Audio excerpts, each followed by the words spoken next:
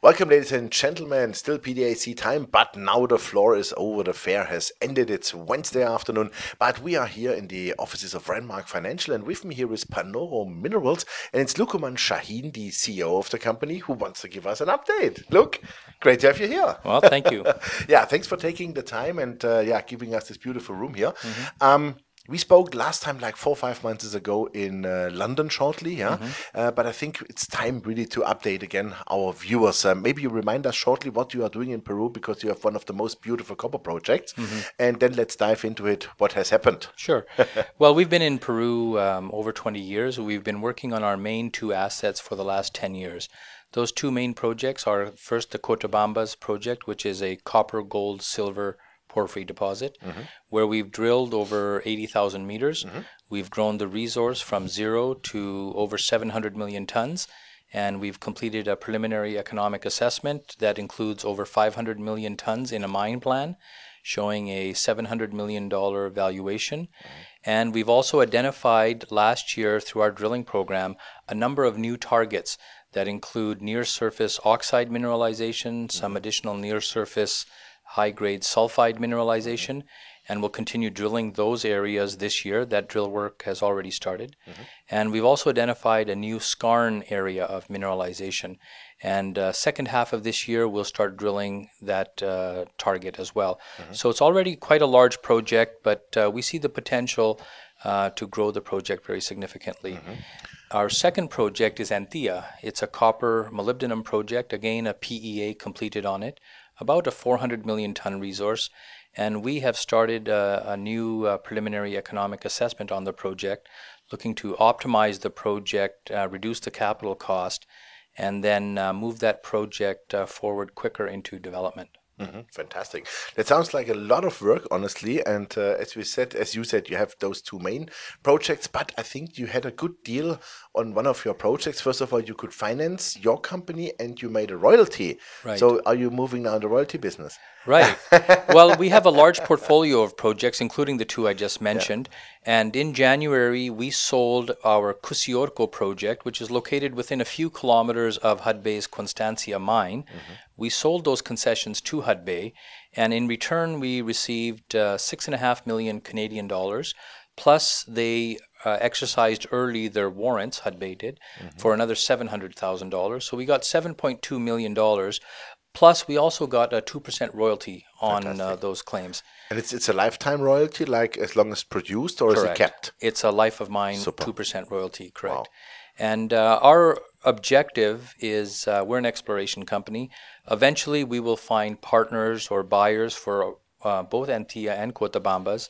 And our strategy will be to sell those, create a dividend for our shareholders, but at the same time retain a royalty on those assets. Looking forward to, in the future, taking the royalties from all of our exploration assets and rolling them into a new copper royalty company in the future. And then dividend that out to your existing shareholders. Correct. Maybe. Our existing shareholders Because they should participate, right? Exactly. Our existing shareholders will get a dividend from the sale of our Cotabambas project, and will get a share of the new royalty company. And eventually we have a number of other early stage assets that we will roll into a new exploration company, and our shareholders will get a pro rata interest in that new exploration company as well. Fantastic. So you did very well on that one project now with Hudbay Minerals. Do you have a second one on the horizon where you think maybe this year you can sell again and create a royalty again? Well, that's where our Antilla project becomes very important. It's smaller than Cotabambas, but being smaller, it's more quickly movable towards feasibility and into development. So we will have done this month a new PEA on the project, where we expect to show a capital cost that should be half or less than what the current capital cost is. We're going to achieve that capital cost reduction by switching the project from mining 300 million tons to mining about 150 million tons of the high-grade near-surface chalcocite, which can be leached instead of floated. Therefore, we'll eliminate the need for a concentrator plant and build a heap leach SXEW plant. So that should greatly reduce the capital cost, greatly reduce the capital intensity, bring down the cash costs, and bring the quantum on the capital cost expenditure down to the point where there will be a number of very interested buyers on that project this year. So we're optimistic that once the updated PEA is released, that we will begin a process to divest the Antilla project and again sell that project for cash and a royalty. And we will then take that cash and dedicate it to the Cotabambas project, where we think the potential to double or quadruple the scale of Cotabambas is looking very good. Fantastic. And also, I think when you can produce with SXEW, I mean, you can do 99% copper cathode, right? Correct, yes. That's That will be a perfect. production of copper So cathode. that's yeah. Direct, let's call it direct copper shipping. Instead of Right. direct ore shipping. And it reduces the infrastructure requirements, the road requirements, the footprint of the project. Fantastic. The road path through the permitting becomes a lot quicker as well. So very optimistic that this year, the Antilla project, we should find a partner for that. Great. What is cash in the money, cash in the bank, sorry, cash in the company so far? Well, right now we have approximately $8 million in the bank, but we have a streaming agreement with Wheaton Precious Metals on our Cotabambas project, which will be providing additional capital. Plus, we have some additional payments coming from Hudbay from the sale of our assets. So between the cash that we have, the money from Wheaton Precious Metals, the money from Hudbay, and the money that's coming from our warrants that are in the money and expiring in August, that gives us over $19 million for this year and next. So our next 2 years worth of exploration work at Cotabambas is already funded. Super. Can you remind us shortly about the size of Cotabambas? Because I think that's really significant. Right. The Cotabambas project has a 722 million ton resource. And of that, approximately 500 million tons is included in the mine plan. But the areas that we're drilling right now are adding near-surface oxides and near-surface sulfides. Plus, we've newly discovered a skarn area that we will drill the second half of this year. So we're optimistic that the resource at Cotabambas can grow to over 1 billion tons. And we would like to achieve a doubling of the resource, which would get us to the 1.4 billion ton range. That potential has been identified at Cotabambas.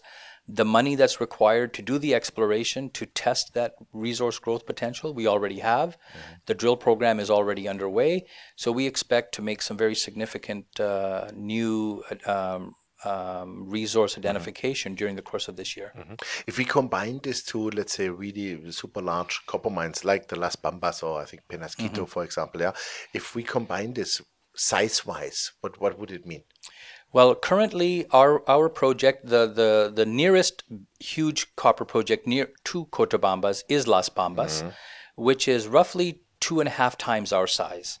And remember, that project was acquired by MMG. It was 5.8 billion or correct. something, right? Yeah. $5+ billion acquisition. They invested a total of $7 billion into the development of that project.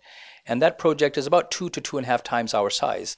But the new areas that we're identifying indicate to us that the resource growth potential at Cotabambas could potentially achieve the scale of Las Bambas. And not just achieve the scale of Las Bambas just in terms of resource, but in the style of resource, because the Las Bambas project, its economics is driven primarily by their skarn area of mineralization. And the area of skarn that we've identified is in similar host rock, it's in the similar structural environment, and the similar style of mineralization as Las Bambas. That's why we're very optimistic that we should be able to demonstrate that the Cotabambas project has the potential to become like Las Bambas. Wow, fantastic. Last question, copper market. As you are a copper explorer, you are in the market inside. Can you give us a little bit of a statement what your view is 2018 on copper? Sure.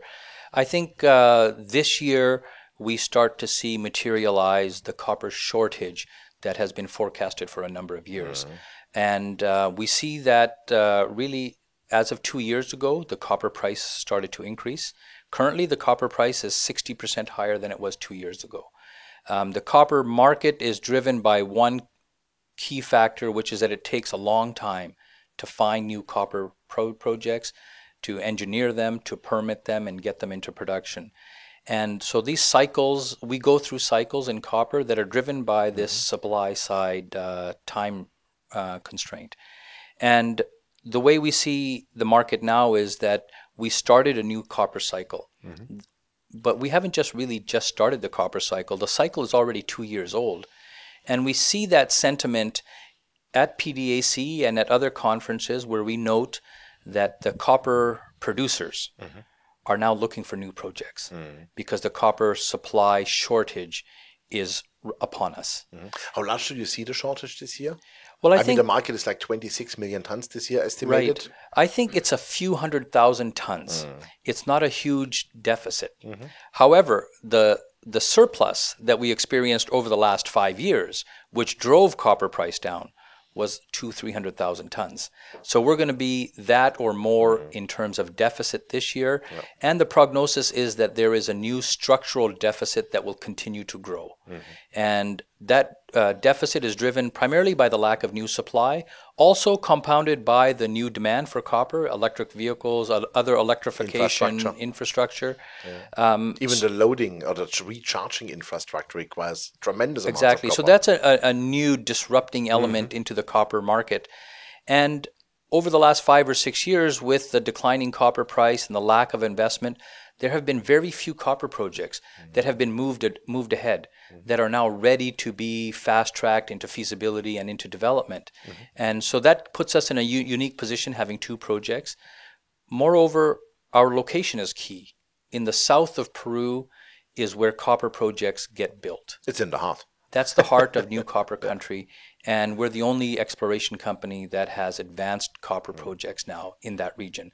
That's why we're very optimistic that over the next couple of years, our projects will find a home with the companies that will build them, that we will retain royalties on the sales of those assets, and then we will start off on the next phase of the company, which will be to start to explore the other part of our portfolio and spin off our royalty company as well. Fantastic. Great. Luquman, thank you very much for that. Really compelling story, and all the best, and we look forward to some good news flow. Great, thank you. Great, thank you. Yeah, ladies and gentlemen, there was Luquman Shaheen, the CEO of Panoro Minerals, and yeah, you heard it. The company is already becoming a royalty company in copper. It's not only that they explore their fantastic projects, but also Luke has a real good plan and idea to finance the company, I would say organically even, and deal already with really fantastic companies like Hatpay, and as they are working in the heart or copper heart of the world, which is Peru, and Chile, of course, also, but Peru also really heavily.